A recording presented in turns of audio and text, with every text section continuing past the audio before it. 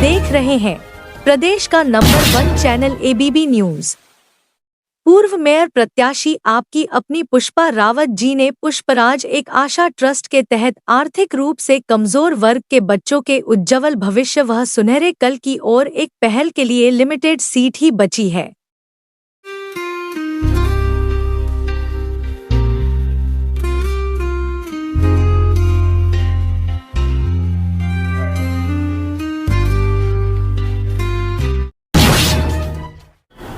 मतलब ये अभी केंद्र सरकार एक बिल लाई है वक्फ बोर्ड का।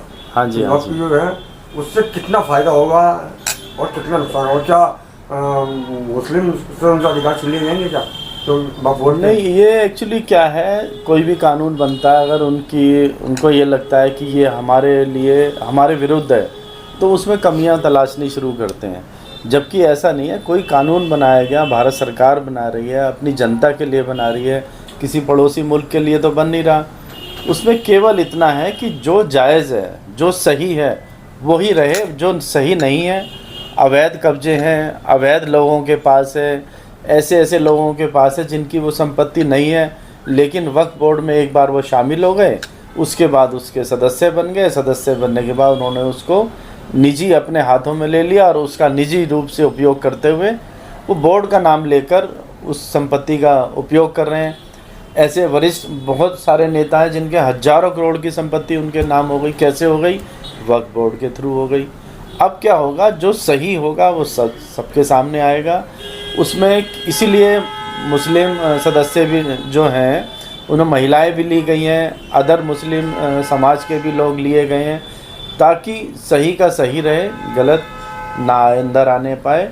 और जो संपत्ति है वास्तव में जो लाभ है समाज को मिलना चाहिए वक्फ बोर्ड का, वो उन लोगों तक पहुँचे, निजी हाथों में या किसी विशेष हाथों में ना रह जाए। इसी कारण से वक्फ जो ये संशोधित बिल लाया गया है, इसी कारण से लाया, क्योंकि इस बिल जब ये 2013 में अमेंड किया गया था, बहुत से ऐसे असीमित अधिकार दे दिए गए वक्फ उनको बोर्ड को कि जो नहीं मिलने चाहिए थे। भाई एक सरकार तो नहीं बन सकता वक्फ बोर्ड तो अगर किसी विशेष उद्देश्य के लिए बनाया गया है तो उसी उद्देश्य की पूर्ति करें ना। वो तो सरकार के विरुद्ध सरकारी संपत्तियों पे भी अपना कब्जा उन्होंने घोषित कर दिया, तो वहाँ से लगा कि ये कहीं ना कहीं दुरुपयोग हो रहा है, इसलिए संशोधन की आवश्यकता पड़ी और इसीलिए भारत सरकार ने उसे संशोधित किया है। अब जो बनेगा या अब जो बना है वो सभी के लिए लाभकारी होगा। उसमें कोई भी ऐसा नहीं है कि क्योंकि बना ही मुस्लिम समाज के लिए तो उनको वही लाभ मिलेगा जो उन्हें मिलना चाहिए। अनुचित ना तो व्यक्तिगत किसी को मिलेगा, ना किसी समाज को अनुचित रूप से मिलेगा। सबको समान रूप से रखा गया है, समान रूप से ही उनको उनका उपयोग का अधिकार मिलेगा।